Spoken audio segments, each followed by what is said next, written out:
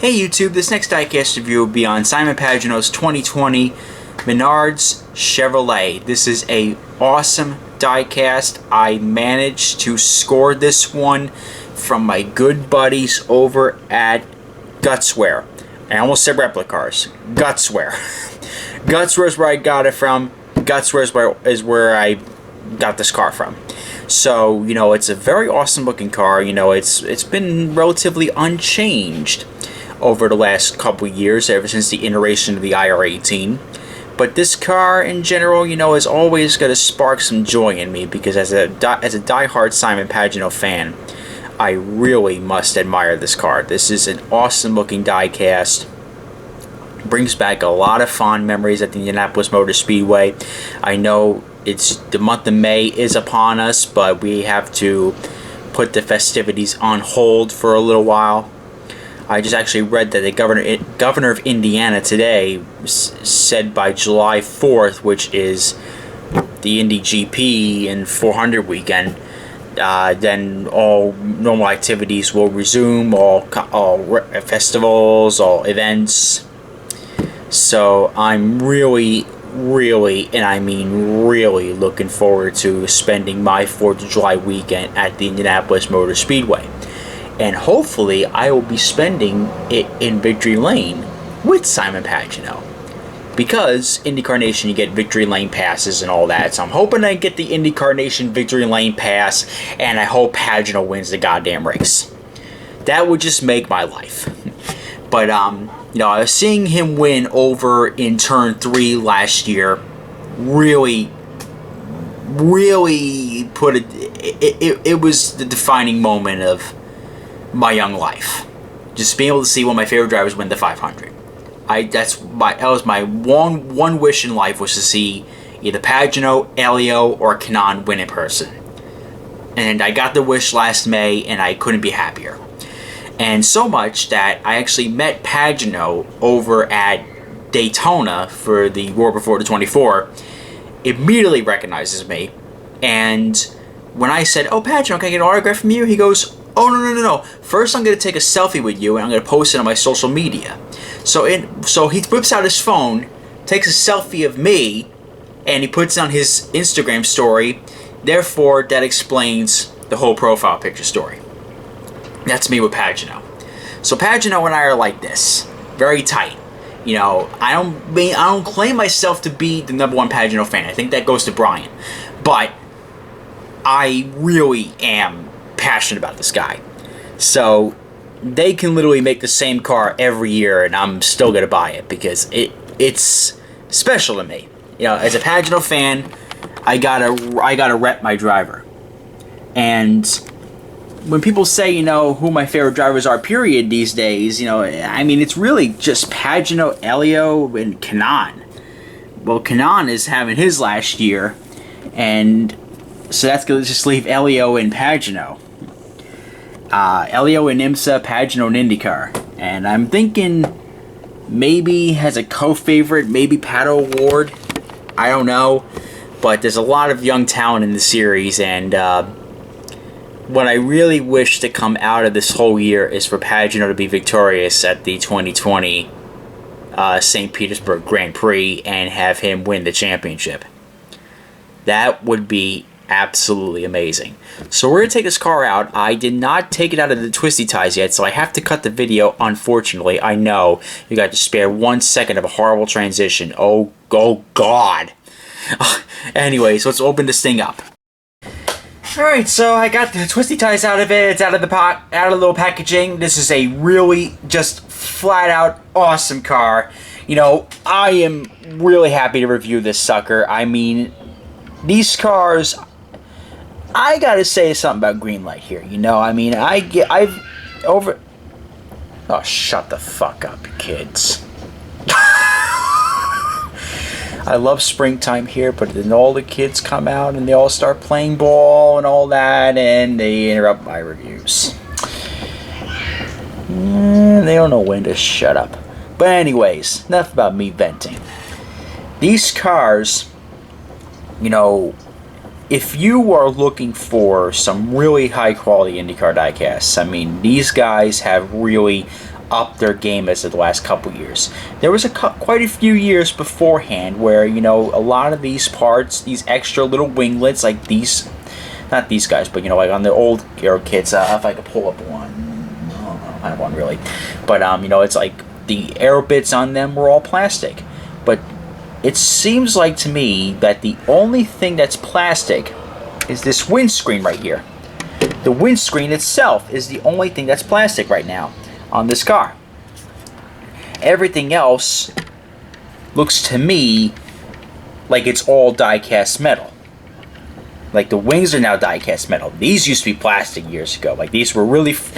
Also, I don't know if you noticed this, but on the old 118s, these were really flimsy. And you used to have to take a little screwdriver and screw them in. But now, it seems like they're properly put on together. I mean, I've never really had a problem with my front or rear wings as of late. Especially with the IR18s. They really got them nailed down. The windscreen itself right here on the rim, that's all die-cast metal too. Like as far as I know it is, at least anyways. At least it feels it. And then, you know, of course, you got the main tub, which is all die-cast metal itself, and it's got the Penske chrome suspension on there. Oh! Finally! I love that Penske chrome suspension on there. Thank God it's on there. Oh, we can all rest at ease now that the Penske chrome suspension's on there. I mean, for the love of God, I mean, there's a couple cars where it's like it doesn't have the Penske chrome suspension on it. But this one clearly does. And I absolutely love the Penske chrome suspension. But anyways, we got DXC, Dallara, Shell, Pennzoil, Discount Tire, Chevrolet, NTT IndyCar Series, number 22, Menards. You got Siemens, you got Mazak on the little mirrors, you got Pagenaud's name on top of the windscreen. Now, there's a couple of cars, probably, maybe just the Veach itself only, where it did not have the driver's name on the windscreen. But you know what? That might have been because that car was approved before those modifications were made to the windscreen. And therefore, when it gets approved before the modifications get made, it doesn't have it on there. But anyways, NTT IndyCar Series, got Shell V-Power Nitro Plus, you got Chevrolet right on the rim of the aero screen. The 22, which that is a little crooked, or maybe that's the way it's supposed to be. Let's see on this side. No, that is indeed a little bit crooked, unfortunately. Sometimes every now and then you get little screwy decals every now and then, but, you know, that's the way it is. Got Menards, which that is a little bit lower than what it was last year, I'm not mistaken. I don't think the Menards logo was that low last year, and indeed it's supposed to be like that because it's on that side too. But of course you got the P1 award, you got NTT, you got Firestone, Chevrolet, PPG, Snap-on, Verizon, Speedway, Penske Truck Rental, got 22, Menards.